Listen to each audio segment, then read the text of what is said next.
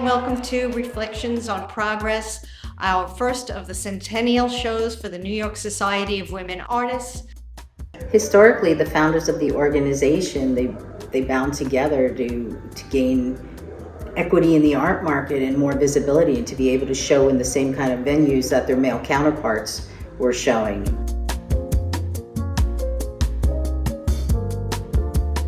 It's been great for the gallery for us to have you all here, so thank you to everyone who participated.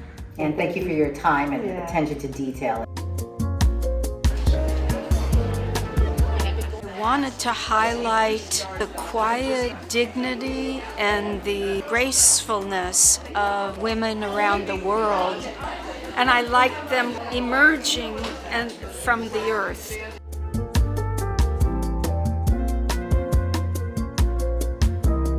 It's a tornado, embracing nature at the same time that it's swept up all the debris that mankind has made.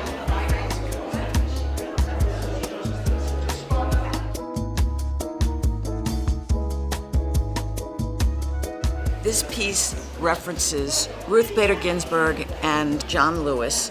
They were warriors for social justice in expressing the pain of the central figure in relation to the world and its inequities.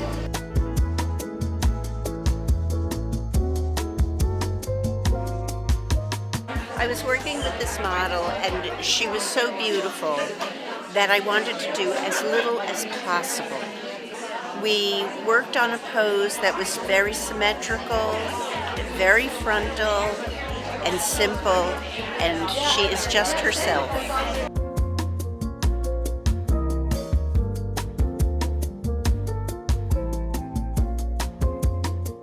I'm here with my piece, Sorrow, and this was done at the height of COVID, where everyone was feeling hopeless and helpless.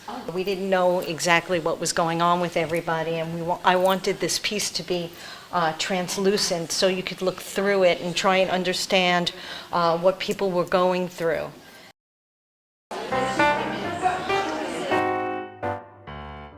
This is my work about television test patterns.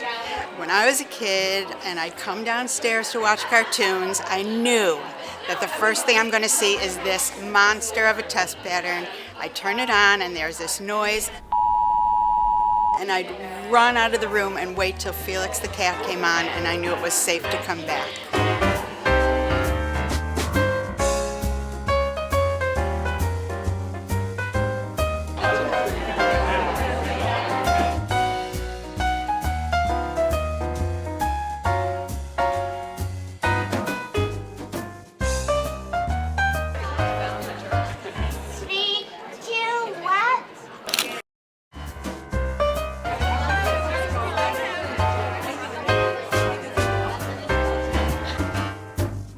Today that I am presenting shows a kind of a concentrate of my style.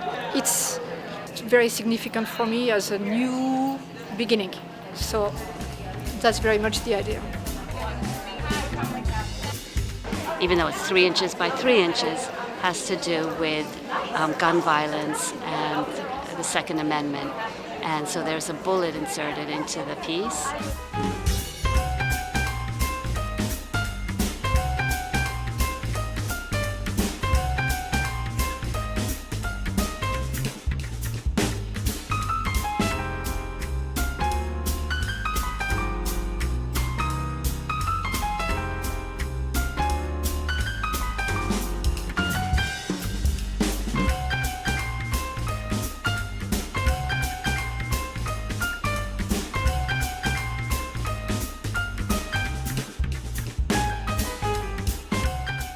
When the children were being separated from their parents and they were being held in cages, I kind of try to rectify it by giving it a sense of power, making it look like some warrior with wings. I had a really difficult married life in my country, so I covered my ear and eye and the mouth.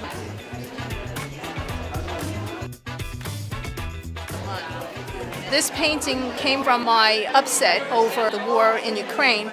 I went to the canvas and this came out of me.